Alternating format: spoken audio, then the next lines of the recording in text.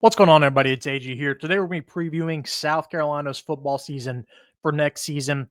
Coming off a pretty solid year, 9-4 on the year, 5-3 in SEC play, this close to making the college football playoff. And I think they might have a chance to make the playoff this year. They've got a pretty favorable schedule. They've got a good roster coming back. I think this may be Shane Beamer's best roster he has had yet. But we're going to look at the transfer portal. We're going to look at their schedule next year. I'm going to let you know my predictions on all that. But let me know down in the comment section, what do you think of South Carolina this season? What might their record be? Can they make the playoff? All that good stuff. And if you are new here, hit that subscribe button for me as well. So first off, looking at their schedule last year, like I said, this close to making the playoff. You look at their losses, nothing bad. If they would have beat LSU or Alabama, they would have been in the playoff. They almost had an argument anyway. They went over a Clemson team that made the playoff. Other than that, though, I mean, nothing super impressive. The wins over Vanderbilt and Missouri are solid, as well as probably A&M. But, you've got a close loss to Old Dominion. That's nothing spectacular. But a close loss to Alabama is good. 24-point loss to Ole Miss, not the prettiest, but Ole Miss had a pretty solid roster last year.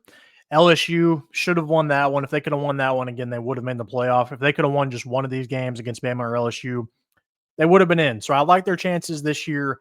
We'll talk about that here in a minute, though. But first off, let's look at their transfer portal, their recruits, all that good stuff.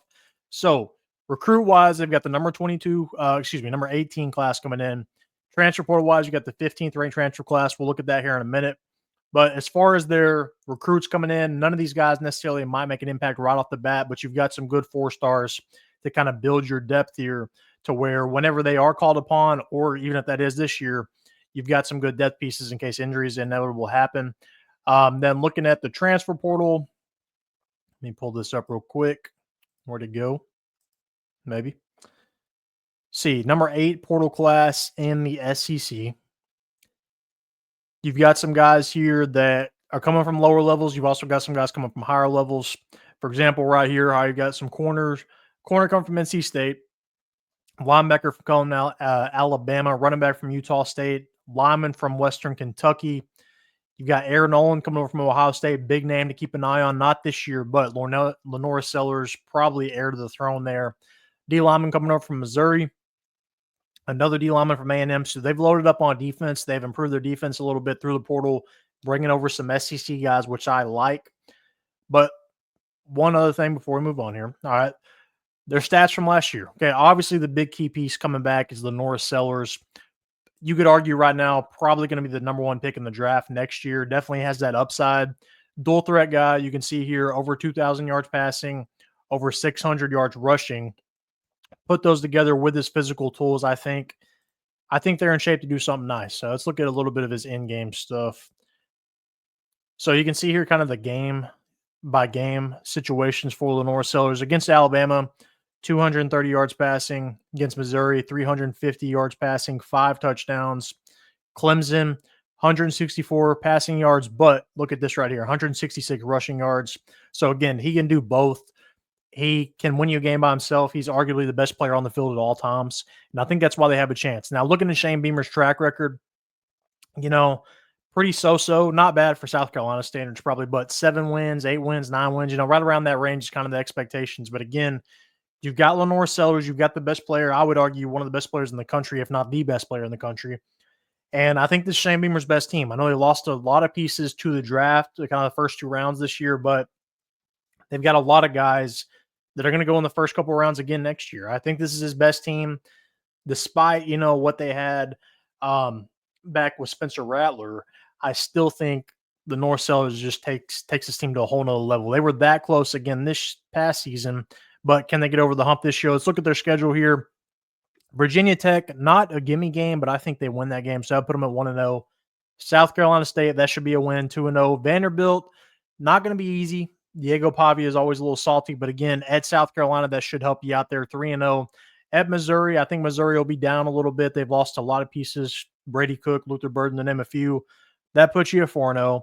Kentucky, easy win. That'll put you at 5-0. Then you go to LSU. That one is not a gimme. So they've actually got a somewhat tough schedule here. The more you look at it, it's going to be tough to make the playoff. But at LSU is winnable, but it's It's going to be tough. Right now, we'll say they'll lose that one just for argument's sake. Put you at 5-1. Oklahoma, that shouldn't be an issue. They'll win that one. Put you at 6-1. And then you've got Alabama. The good news for them is Alabama is coming to South Carolina. That should help them out. I'm going to give South Carolina the benefit of the doubt right now. That'll put them at 7-1. At Ole Miss, I think will take a step back. They lose a lot of NFL guys, Jackson Dart in particular. So I think they win that one. That'll put you at 8-1.